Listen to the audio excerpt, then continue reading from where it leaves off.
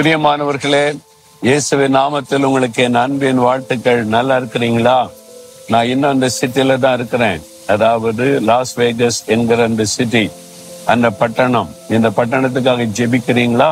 கட்டாயம் ஜெபிக்கணும். இது நெவேடா என்கிற ஒரு மாநிலத்தில் இருக்குது. அமெரிக்காவில் 50 மாநிலம் இருக்குதுல்ல, இது கலிபோர்னியா மாநிலத்துக்கு பக்கத்தில் இருக்கிறது. நெவேடா என்கிற ஒரு மாநிலம். இந்த மாநிலத்துக்கு என்ன சிறப்பு தெரியுமா? அதாவது இந்த மாநிலத்துக்கு ஒரு பேர் வச்சிருக்கிறாங்க, ஸ்டேட் ஆஃப் சில்வர். அதாவது வெள்ளி நிறைய கிடைக்கக்கூடிய ஒரு இடமா இருந்திருக்கிறது. கலிபோர்னியா சிட்டி ஆஃப் கோல்டும்பாங்க, அதாவது ஸ்டேட் ஆஃப் கோல்டு, நிறைய தங்கம் கிடைக்கிற இடம். இங்க வெள்ளி கிடைக்கிற இடம். அதனாலதான் இங்க நிறைய பேர் செட்டில் ஆகி இது ஒரு பெரிய மாநிலமாய் உருவாகி இருக்கிறது. இங்க இருக்கிற இந்த பட்டணத்திலிருந்து உங்களோட நான் பேசுகிறேன். சரி, இந்த நாள்ல ஆண்டவர் எனக்கு என்ன வசனம் வைத்திருக்கிறார்? நீதிமொழிகள் 16ஆம் அதிகாரம் 20வது வசனம்.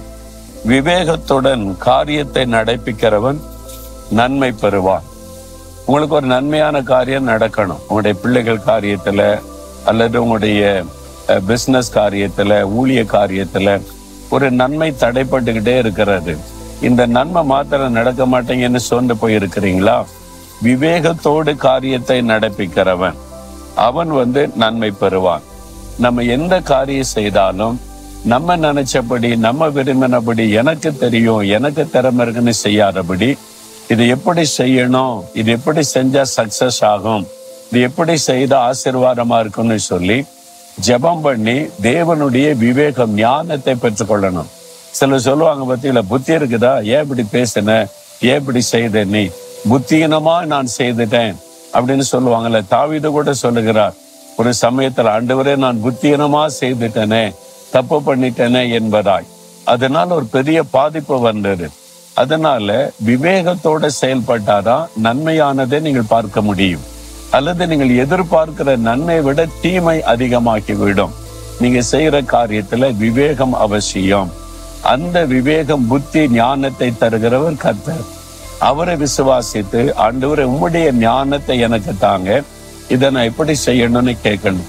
இப்ப ஆண்டவர் எனக்கு ஒரு ஊழிய திட்டம் கொடுக்குறான்னு வைங்களேன், இதை நீ செய்யணும் அப்படின்னு சொன்னா உடனே உட்கார்ந்து நான் யோசித்து அப்படி செஞ்சிடலாம், இப்படி செஞ்சிருவோமா அப்படின்லாம் நினைக்கிறது இல்லை. அதை எப்படி செய்யணும் ஆண்டவரே, நான் என்ன செய்யணும், எப்படி ஆரம்பிக்கணும், எப்படி கொண்டு போகணும், உம்முடைய மனசுக்கு அதை சொல்லுங்க. அதுக்கு காத்திருந்து ஜெபிக்கும் போது ஸ்டெப் பை ஸ்டெப் ஆண்டவர் சொல்லுவார். முதல்ல ஜெபம் பண்ணு. இந்த காரியத்தை தடுக்கிறதுக்கு என்னென்ன காரியம் வரும் அதெல்லாம் முதல்ல ஜெபத்தினால நீ முறியடிக்கணும். முதல்ல ஜெபம் பண்ணு. அப்புறம் இந்த மாதிரி ஆட்களை கண்டுபிடி, அவங்களை இன்னென்ன நிறமையில உட்கார வைத்து அவங்களை இன்னென்ன மாதிரி செய்ய வை. இந்த மாதிரி ஸ்டெப் பை ஸ்டெப்பா செய்யும் போது காரியம் சக்சஸ் ஆகும்.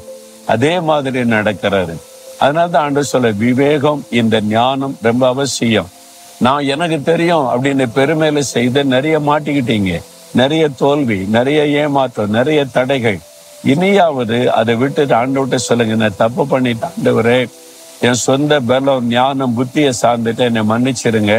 புத்தீனமா நிறைய காரியம் செய்தனால என் குடும்பமே பாதிக்கப்பட்டு போச்சுது. என் பிசினஸ்ல பாதிப்பு வந்துட்டு, தவறான தீர்மானம், புத்தீனமா செய்த காரியம். அப்ப உம்மிடத்துல ஆலோசனை கேட்காம, உம்முடைய ஞானத்தை பெற்றுக்கொள்ளாம நான் செய்த காரியத்தினால்தான் இவ்வளவு காட்டும். இன்றைக்கு என்ன ஒப்பு கொடுக்கிறேன், எனக்கு இதுல ஞானம் கொடுங்க, வழிநடத்தல் தாங்க அப்படின்னு கேளுங்க. இந்த தீமை நன்மையா மாறிடும், தடைகள் ஆசீர்வாதமா மாறிடும், நஷ்டம் உங்களுக்கு லாபமாய் மாறிடும். அற்புதத்தை நீங்க காண்பீங்க. ஆண்டவர்கிட்ட சொல்றீங்களா, இயேசுவே நான் தப்பு பண்ணிட்டேன், நான் விவேகத்தோட உம்முடைய ஆலோசனை கேட்டு நடக்காம என் விருப்பப்படி என் புத்தியை சார்ந்துட்டு என்னை மன்னிச்சிருங்க. இன்றைக்கு என்னை ஒப்பு கொடுக்கிறேன்.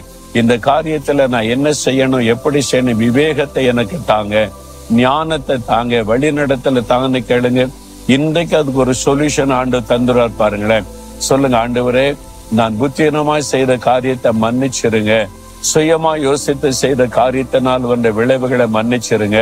இன்றைக்கு உங்களுடைய ஞானத்தை கொடுங்க, வழிநடத்தலை தாங்க, விவேகத்தோட நான் செயல்பட எனக்கு உதவி செய்யுங்க. இயேசுவின் நாமத்தில் ஆமேன், ஆமேன்.